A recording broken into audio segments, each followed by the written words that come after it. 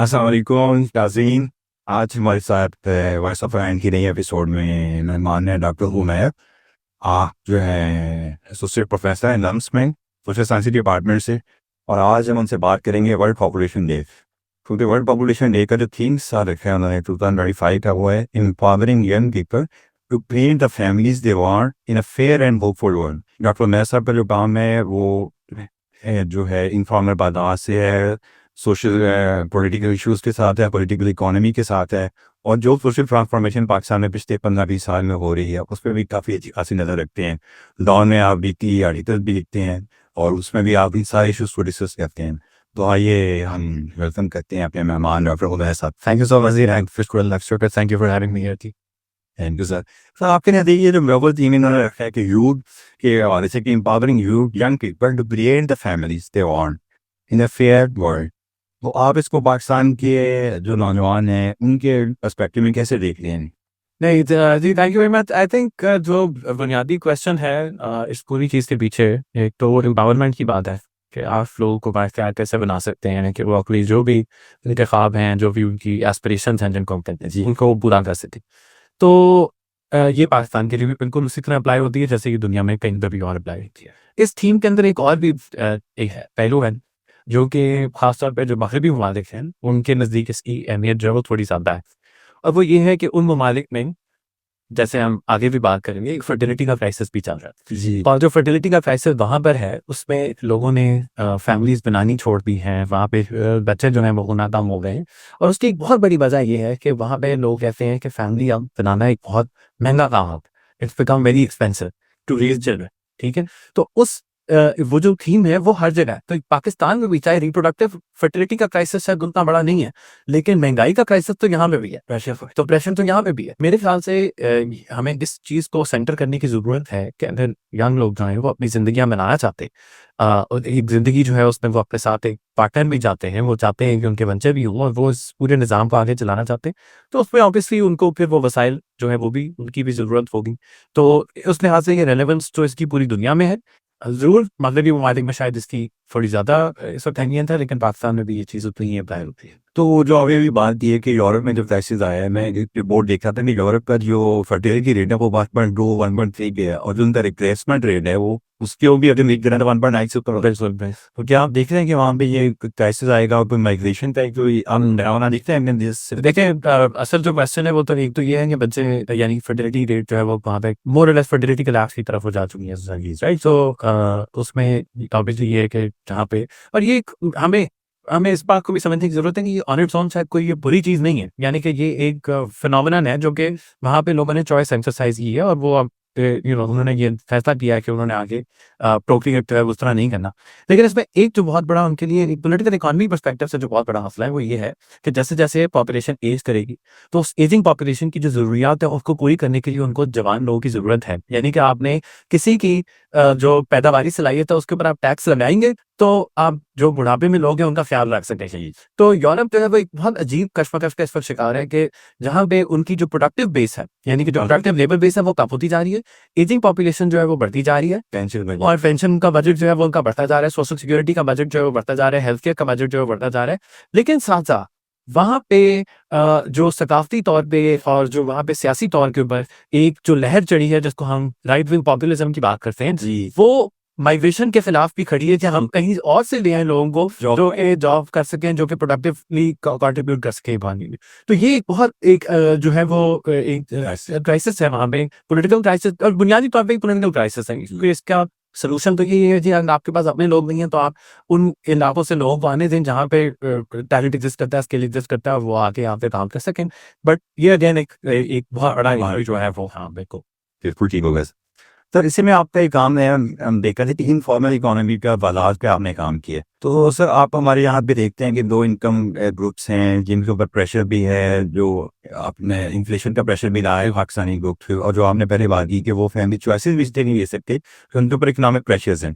तो उसमें आप ये जो हमारे लोकल बाजार हैं इनका रोल आपने जो बात की कि सेफ्टी नेट के तौर पर देख रहे हैं कि क्या अगर वो जो थोड़ी बहुत इनफॉर्मल इकोनॉमी है इसकी वजह से टैक्सेस को भी वो थोड़ा सा एवेड करते हैं, उससे इनफॉर्मल मार्केट के अंदर प्राइसेस भी थोड़ी नॉर्मल रेगुलेशन रहती है उन स्टेट ऑफ द इकोनॉमी लोगों के लिए, सोसाइटी के लिए जो है उसको बर्दाश्त नहीं कर पाते जो महंगी चीज़ें या ब्रांडेड चीज़ों। बिल्कुल।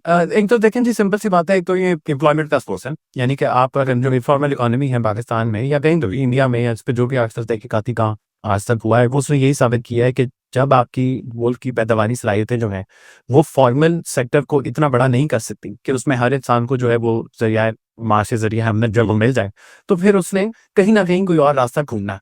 तो वो चाहे इंसान अपनी कोई बिजनेस शुरू करे, अपनी दुकान लगाए, अपनी रेहड़ी लगाए, कुछ छोटा मोटा काम बनाए, घर से खवातीन जो है वो चीज़ें बना के जो है वो बेचती हैं, ये सब इनफॉर्मल इकोनॉमी का हिस्सा है और ये एक सेफ्टी नेट एक तरह से बन जाता है। दूसरा जो सेफ्टी नेट है वो ये है कि जो इनफॉर्मल इकोनॉमी में लोग, जिस तरह फॉर एग्जांपल जो बड़े दुकानदार हैं या जिस पे अक्सर जिक्र बात की जाती है कि जो बाजार है फॉर एग्जांपल, जहाँ पे टैक्स जो है वो पूरी तरह से अदा नहीं किया जाता, वहाँ पे फिर एक और आउटलेट जो बनता है वो ये है कि लोग चैरिटी में बहुत ज़्यादा देते हैं, ज़कात जो है वो सबका बहुत ज़्यादा देते हैं, तो वो उसका एक जो है वो एक सोशल सेफ्टी नेट जो है वो बनाया जाना।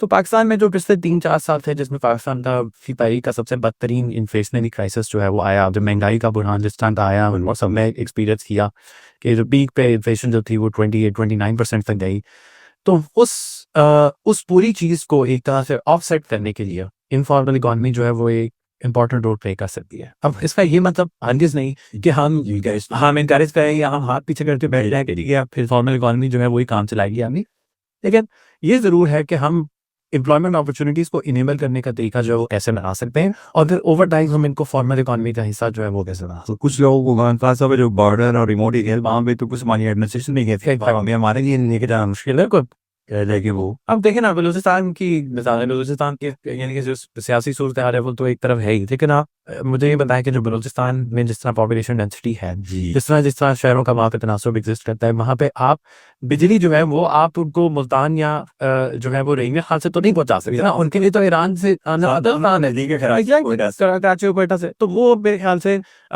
इसीलिए स्टेट जो है वो भी इनफॉर्मेलिटी को किसी ना किसी फॉर्म के अंदर इनकरेज करती है, because it is in their favour as well. फिर इसी में जो हम फैमिली के हवाले से बात करेंगे, फैमिली चॉइसेस क्या रह सकती है यूथ, उसमें सबसे इम्पोर्टेंट चीज़ आती है फर्टिलिटी रेट या जो पॉपुलेशन कंट्रोल चाहिए है। वो हम देखते हैं कि पाकिस्तान का, हम डेवलप करने से बात नहीं करते, हम अपने ही नेबर से बात कर लेते हैं, तो हमारा जो पॉपुलेशन जो ग्रोथ रेट है वो सबसे ज़्यादा है, और जो हमारा फर्टिलिटी रेट है वो भी 3.4 जो कि बांग्लादेश में डबल तरीका।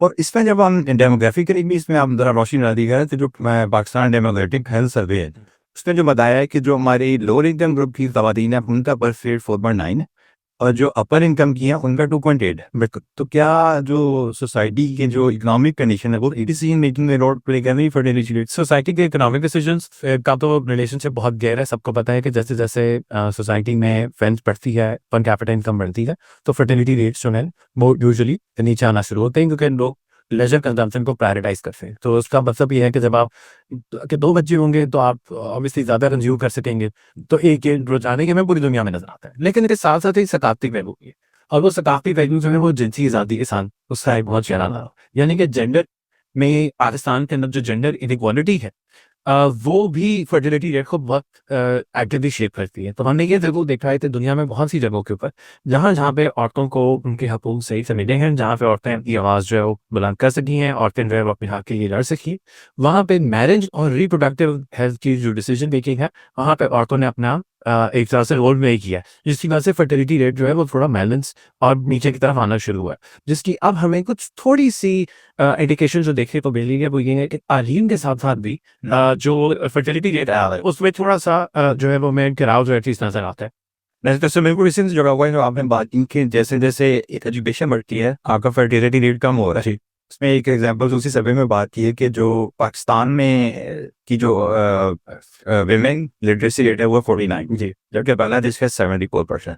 तो दोनों में फर्टिलिटी रेट आप देख रहे हैं उसमें डबल का फर्क है। जितना आप लिटरेसी रेट का फर्क है तो ये बात है कि जिस आप जो आप उससे कल्चर से आप जोड़ रहे थे कि आप डिसीजन मेकिंग और हेल्थ में जब खत्म होता है जो एजुकेशन से हो या वो इकोनॉमिक्स से, बिल्कुल, तो दोनों आपके फर्टिलिटी रेट को जो है वो चेंज कैसे। बिल्कुल देखिए जी, पॉलिटिकल इकोनॉमी में तो हम तो इस बात को तस्लीम करते हैं कि जी जब आपकी जो एक तरह से जो माली जो हालात है, चाहे वो जो मटीरियल कंडीशन है आपकी, जब वो स्ट्रक्चर में तब्दीली आती है तो उनमें से बहुत सी सकाफी तब्दीलियाँ भी आती है। लेकिन इस तरह तालीम का जो रोल है वो बहुत इंपॉर्टेंट है, और हमें अब इसके अंदर एक बहुत एक इंटरेस्टिंग चीज़ है जो कि हमें जिससे सेंसस में से देखने को मिली है, और वो ये है कि जो इस वक्त खवातीन हैं जिनकी उम्र 20 से लेके 29 साल के दरमियान, उनमें जो हायर एजुकेशन अटेनमेंट रेट है, यानी कि बैचलर्स एंड अबव डिग्री लेने का जो रेट है, वो उसी एज कोहर्ट के मेल पॉपुलेशन से 1% ज्यादा है। यानी कि women are getting higher education at a higher rate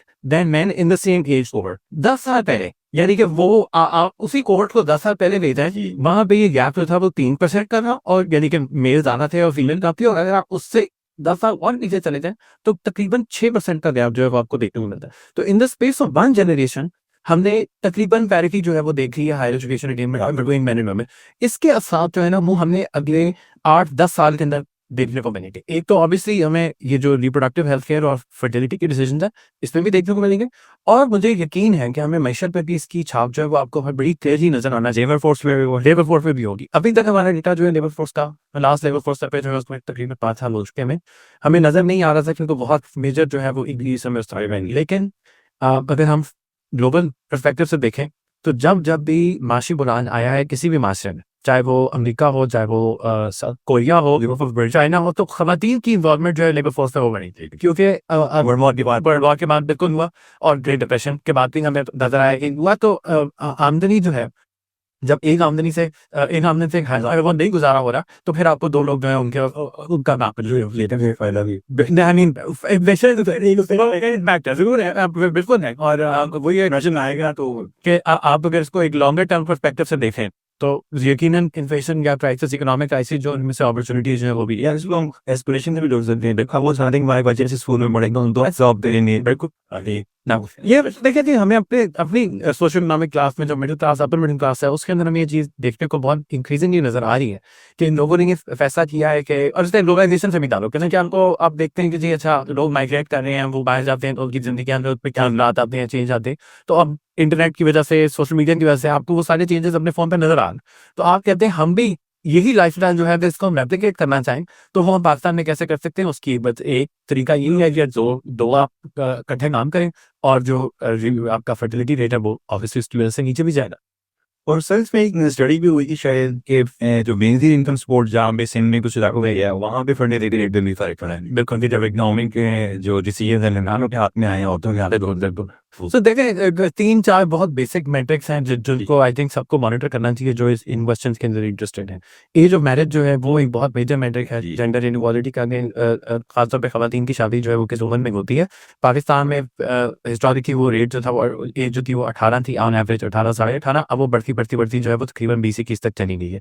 इसी तरह एज एंड फर्स्ट कंसेप्शन जो है कि किस उम्र में खवातीन जो है उनका पहला बच्चा जो है वो हो रहा है, इसमें भी हमें कुछ तब्दीली जो है वो ओवर टाइम देखने को मिलती है। और फिर ऑब्वियसली टोटल फर्टिलिटी है। ये 3 मेरे ख्याल से बुनियादी हमें इंडिकेटर्स हैं जिनकी बेसिस पे हमें नजर आएगा कि पाकिस्तान में वो डेमोग्राफिक ट्रांसफॉर्मेशन जो है वो बेसिकली क्लियर हो जाए। ये में वेलफेयर सिस्टम आएगा, इसके आप काफी आपके उस्ताद जो है वो लेफ्ट वाले हैं।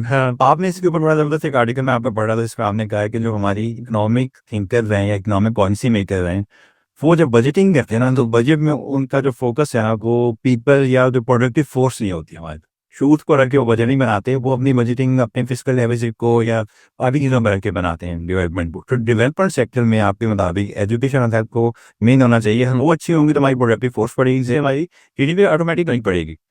लेकिन आप साथ ही ये बात करते हैं कि यहाँ से आप लेफ्ट से थोड़ा सा साइड में होते हैं कि लेफ्ट वाले जो लोग हैं वो स्टेट इंटरवेंशन नहीं बाहर करते हैं। लेकिन 32 जो पाकिस्तान की ब्यूरोक्रेसी है या जो इनकी अपनी जो कैपेसिटी है वो इतनी नहीं है कि जो इस पूरे वेलफेयर प्रोजेक्ट को क्या आप यहाँ पे किसको फिर आप ये रोज रहा है कि क्या आप एक अच्छे लोकल गवर्नमेंट की बात करना चाहते हैं? मैं इसमें जो एक क्लैरिफिकेशन मैं इसको करूँगा कि मैं लेफ्ट के साथ इस चीज़ पे डिबाट करता हूँ कि रियासत को या जो स्टेट है उसको किस वक्त ये रिस्पॉन्सिबिलिटी जो है वो देनी चाहिए। अब इस वक्त जो है यानी कि हम देखें हेल्थ और एजुकेशन पे तो कोई नेगोशिएशन नहीं है। हेल्थ और एजुकेशन दोनों जो है, सेहत और तालीम, ये रियासत का बुनियादी फर्ज है ये प्रोवाइड करना। तो इसके अंदर तो हम यही चाहते हैं कि हम कहते हैं कि स्टेट जो है वो अपनी कैपेसिटी इंप्रूव करे ताकि वो, और उसमें लोकल गवर्नमेंट का एक बहुत मेजर रोल है।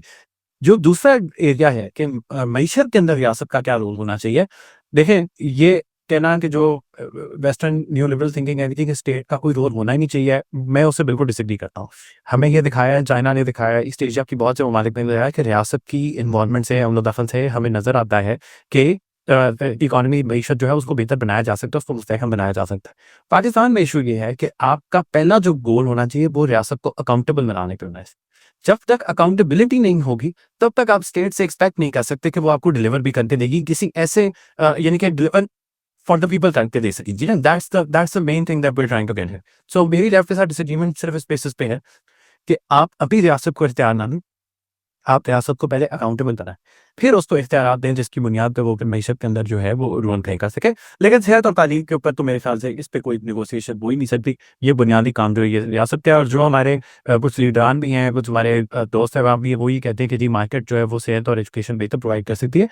मार्केट सबके लिए नहीं कर सकती, वो जिस प्राइसेस पे और जिस प्राइसेस पे कर सकती है जिस पे वो हाई मौजूद नहीं है, सो वो हमें स्टेट को वहाँ पे we have no option but to make sure कि the state is able to provide. Sir आपने अकाउंटेबल बनाने की बात की, तो वो कैसे बनेगी? जैसे वो रफ़ी काकड़ हैं, तो ये कहते हैं कि जो अवाम है वो खुद से ही सप्लाई एंड डिमांड की बातें करता है, हम उनसे मांगेंगे पॉलिटिशियन से खुद से। जी, मतलब आपने जैसे जियो ने इंस्टीट्यूट के बाद या फिर सोशल मीडिया के उन पर प्रेशर डालें, क्या आप इसकी मानते हैं या कोई इंस्टीट्यूशनलाइज्ड अकाउंटेबिलिटी की बात? देखें अल्टीमेटली तो अकाउंटेबिलिटी को इंस्टीट्यूशनलाइज होना ही पड़ेगा, चाहे वो पार्लिमानी निज़ाम के तहत है, वो लोकल गवर्नमेंट के तहत है, चाहे वो लोकल गवर्नमेंट के तहत हो, बट किसी ऐसे तरीके से जिसमें जो आवाम की डिसीजन मेकिंग का पार्ट बने या आवाम की आवाज़ जो है वो डिसीजन मेकिंग को इफेक्ट कर सके। लेकिन इस वक्त लोकल लेवल के ऊपर अगर हम छोड़े जो ऊपर की ज़ात है तो उसकी हम बात नहीं करते, लेकिन हम लोकल लेवल में बात करें तो वहाँ पे ये जो इंटरवेंशन हैं, चाहे वो सोशल मीडिया के थ्रू हो, चाहे वो लोकल लेवल के ऊपर मोबिलाइजेशन हो, लोग जो है मुख्तलिफ किस्म की यूथ एसोसिएशन बनती हैं, लोग जो है वो फॉर्मल एक एग्जैक्टली सिविल सोसाइटी की मुख्तलिफ वो बहुत इम्पोर्टेंट। और मेरे ख्याल से लोकल गवर्नमेंट के बगैर एक ये पूरा अकाउंटेबिलिटी का जो मैकेनिज्म है ये नहीं बना सकता। आप चाइना की मिसाल निकाल के देखें, हम अक्सर यहाँ पे लोग जो बैठ के बात करते नहीं थे चाइना का हमें मॉडल चाहिए, चाइना का मॉडल की फांसियां लगाने के अलावा भी है ना, सबसे इनकलाब हुआ 20 में थे। इनकलाब तो एक पहलू था उसका, उस इनकलाब के बाद जो रियासती ढांचा वहां पे कायम किया गया, जो सियासी ढांचा वहां पे बनाया गया, उसकी तरफ भी तो वे देखें। और वहां पे चाइना ने बहुत एक एम्पावर्ड बाइख्तियार लोकल गवर्नमेंट सिस्टम, बल्दियाती सिस्टम वहां पे कायम किया, जिसकी बुनियाद पे उनका जो पूरा इकोनॉमिक डेवलपमेंट का सिस्टम है वो उसी के साथ जुड़ा हुआ है। तो मेरे ख्याल से इसके बगैर तो ये एक नॉन पॉसिबल है पाकिस्तान में, इसके बगैर काम कर इसी में एक और जो चीज़ आती है वो आता है हमारा इस्लामी तशक्कुस और जो इस्लामिक आइडियालॉजी जो भी आपके बात में है, हर चीज़ को हमें ज़रूरत। तो ये जो फैमिली प्लानिंग, फर्टिलिटी, इन सारों पर अगर हम देखें तो बांग्लादेश में भी सुना ऐसे किया गया है कि इन चीज़ों को हम अगर रिलीजियस एरियाज में बयान दे, जो है इस्लामिक आइडियालॉजी ने एक वर्ड यूज़ किया इसी के लिए तवाज़ुन, जी उसने इसको जोड़ दिया है पॉपुलेशन कंट्रोल को। मैं देख रहा था कि उसने ये कहा कि balance between dividend resources and rapid increasing population, और ये रियासत का फ़र्ज़ है, ये शहरी का फ़र्ज़ है कि इन दोनों के दौरान बैलेंस कायम करे एज ए सिटीज़न। तो इसको अगर इस्लामिक एरिया में भी हम बयान करें और वहाँ भी ये बयान करेंगे, ये तवाज़ुन है कि जो रिसोर्स है पॉपुलेशन के इस्तेमाल रखना चाह रही है वो गैर इस्लामी चीज़ नहीं ऐसा रोल हो सकता है। बिल्कुल, आई थिंक जी कल्चरल जो जहाँ पे भी आपको लगता है कि सकाफती तौर के ऊपर किसी का असर मसलूक है और वो इसको अच्छी तरीके से इस्तेमाल किया जा सकता है, तो उसमें जरूर कहते हैं कि बांग्लादेश की एग्जांपल आपके सामने है, लेकिन उससे ज़्यादा बड़ी एग्जांपल ईरान है। ईरान जो कि एक ऑलमोस्ट थियोक्रेटिक स्टेट है, वहाँ पे अगर आप ईरान का फर्टिलिटी रेट का डिक्लाइन देखें जो कि तकरीबन मेरे ख्याल से पिछले 20 साल के अंदर वो 3 से लेकर 1.6 1.7 पे आ चुका है। और उसमें फैमिली प्लानिंग और रिलीजियस इडियम की जो है वो एक बहुत इंपॉर्टेंट रोल है। तो अगर तो हमने ये फैसला कर लिया, और ये भी एक डिबेट है मेरे ख्याल से, मैं इसको बिल्कुल डिस्कार्ड नहीं करूँगा कि अगर तो हमने ये फैसला कर लिया है कि हमने अपना फर्टिलिटी रेट जो है उसको नीचे लेकर आना है और हमने जो है वो पॉपुलेशन कंट्रोल करनी है, और ये एक बहस है जिस पर जो अलहदा भी की जा सकती है, तो फिर तो हमें हर तरह के वो वसाइल देखने की जरूरत है जिससे कि काम किया जा सके। अगर वो हमें लगता है रिलीजियस इडियम के थ्रू हो सकता है, अगर उसमें डिमांड हो सकता है, कल्चरल हो सकता है, तो वहाँ पे करने की जरूरत है। मुझे जो इंक्रीजिंगली लग रहा है वो मुझे ये लग रहा है कि रियासत ने फैसला कर लिया कि उसका इस तरफ को खास ये हाल नहीं है। और अगर आप देखें भी तो हमें 90 से याद है, 90s में आपको फिर एडवर्टाइजमेंट फैमिली प्लानिंग आपको एडवर्टाइजमेंट आते थे, सब तारा वगैरह, ये वो पॉपुलेशन जो महकमा बहबूद बाली है उनके आपको इश्तेहारात में नजर आते थे। अब वो इंटरेस्ट या वो एक तरह से जो गोल है वो मेरे ख्याल से नहीं है। मेरे ख्याल से रियासत ने फैसला किया है कि ये जो डायरेक्शन है ये सोसाइटी खुद ही पकड़ेगी और ओवर टाइम जो नेचुरल डिक्लाइन है फर्टिलिटी में वो हमें देखने को मिलेगा और वही फर्टिलिटी रेट का सॉरी और वही हम देखेंगे फिर ओवर टाइम। तो उस पे भी रिसर्च में देखना था कि मसला ये है कि हम उनको पॉलिटिशियंस या हमारे जो पॉलिटिकल पावर जो पावर में बैठे हैं लोग उनको हम ये इंसेंटिव भी नहीं दे रहे हैं की बात को कर रहे थे। एनएससी वार्ड में हमने पॉपुलेशन 485 to 82% दिया हुआ है। इसकी वजह का ये है कि पॉपुलेशन की वजह पे हम एसडीआई रखते हैं भी जिसका इन्फेंट मोर्टेलिटी रेट ज़्यादा उसको 5% उसका मिलेगा। सिर्फ इंसेंटिव की तो देना सिर्फ आबादी बढ़ाने पे हमने वहाँ पे रखा। तो ये अभी चेंज ये तो एक्चुअली अब बेहतर हुआ है कि 85% पर रखा है। पहले तो ये 92-93% था तो अब इन्होंने इसको 85% भी किया। लेकिन यू नेचुरली राइट कि जी नीड की बेसिस पे नीड की बेसिस पे डिवीजन होनी चाहिए। बट अगेन मैं उस पर कहूँगा एनएफसी से ज़्यादा अगर आप देखें कि एक तो हमें अक्रॉस प्रोविंसेस जो डिफरेंसेस जो नजर आते हैं वो तो आते ही नहीं, लेकिन विद इन प्रोविंसेस जो डिफरेंसेस है वो भी बहुत ज़्यादा साउथ और आप देखें साउथ सेंट्रल पंजाब में नॉर्थ पंजाब में और मेजर एरिया ह्यूमन डेवलपमेंट का फर्क जो नजर आता है। तो वहां में जो प्रोविंशियल फाइनेंस कमीशन अवार्ड्स हैं वो जो कि पीएफसी अवार्ड जो कि अगेन उनको भी किसी किस्म का आईनी जो है वो ढांचा जो है उसको बनाना चाहिए कि वो दे बिकम वेरी इम्पोर्टेंट। और आई थिंक वो इस तरह के क्वेश्चंस को टैकल करने के लिए हमें सुबह ही से ताकि पर देखना है कि हम क्या किया जो है वो ये जो है हमारी पॉलिटिकल स्पेस में ये कहीं नजर आ रही है डिबेट्स 27 में हम देख रहे हैं तो उस पर बात इमीडिएट। हाँ तो हमने तो सियासत के मसले देखना है कि कल को सियासत का मसला हल कैसे किया जा सकता है। लेकिन मुझे लगता है कि जो एक फिजा बन रही है और जो बात भी हो रही है और उसमें अब मैं खुद भी तस्लीम करता हूँ कि उसमें शायद कुछ बातें हैं ऐसी जिनको अब बिल्कुल इग्नोर नहीं किया जा सकता। एनएफसी अवार्ड जो है उसके अंदर कुछ शायद तब्दीली जो है वो उसको लाने की जो है वो शायद जरूरत भी है। जरूरत अगर नहीं भी है तो एटलीस्ट डिबेट होनी चाहिए और ये भी जो है वो बात इस्टेब्लिश होनी चाहिए कि प्रोविंसेस जो अपने वसाइल खुद देखें और वसाइल वो खुद कैसे रेज कर सकते हैं जैसे इंडिया में करती है। और इसी तरह में भी देखना चाहिए कि जो सूबाई घूमते हैं वो अपने वसाइल खुद जमा करके फिर किन किन चीज़ों पर फैसला होनी ये इन पे भी खासा गौर फिक्र करने की जरूरत है। आई थिंक वो डिबेट मुझे लगता है कि आइडिया लास्ट में सर जो हमने ये बातें की हैं सारी कि उसकी डिसीजन मेकिंग में हमने औरतों को भी हकूक दे दिए हैं और लड़कों को भी दे दिए हैं। रूल्स के लिए हमने बजटिंग में बात कर लिया, सारी चीज़ें दे दी हैं। क्या हमारी पॉलिटिकल एलीट इसके लिए तैयार है कि वो इतने इन्फॉर्म्ड रूल्स जो है वो इलेक्टोरल प्रोसेस का पार्ट बनेंगी जब तो उन पर कितना प्रेशर आएगा? क्या उसके लिए रेडी? देखिए प्रेशर तो आ रहा है, वो तो आपको नजर आ रहा है और ये भी हमें नजर आ रहा है कि वो रेडी नहीं है। ये जो हमें नजर आया कि पाकिस्तान में जो सियासी तब्दीली है और मैं हम किसी एक पार्टी के साथ ही जोड़ा, लेकिन जो समाजी तब्दीली है वो सियासत में उनकी हमें झलक जो है वो बड़ी तेजी नजर आना शुरू होती है। अब रोकना बहुत मुश्किल है। लेकिन मैं साथ साथ एक चीज ये भी क्लियर कर दूं कि जो असरात होते हैं ना किसी भी समाजी तब्दीली के वो कभी भी 1 to 1 नहीं। तो ये कभी नहीं होता कि एक तरफ जो है वो कुछ तब्दीली है उसका में इमीडिएटली जो है वो फर्क जो है पुराना निजाम है जो पुराना सिस्टम है उसका भी एक दबाव होता है। वो दोनों चीजें मिल के जो है कोई नई तीसरी चीज जो है वो बनती है। Thank you sir. आफ्टर मैं आपसे इनसे 2 क्वेश्चंस जो आपके रेफर फाइल की था फेवरेट एथलीट आप मेरा फेवरेट एथलीट जो है वसीम और आपका फेवरेट सिंगर? मेरा फेवरेट सिंगर सजाद अली।